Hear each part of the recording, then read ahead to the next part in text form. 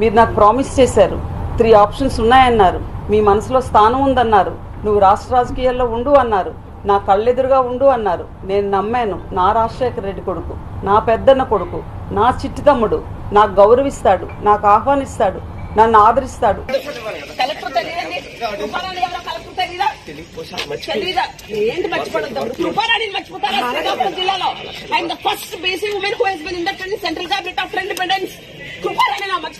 ఐదున్నర సంవత్సరాల కార్యకర్త కంటే దిగి కష్టపడ్డాను.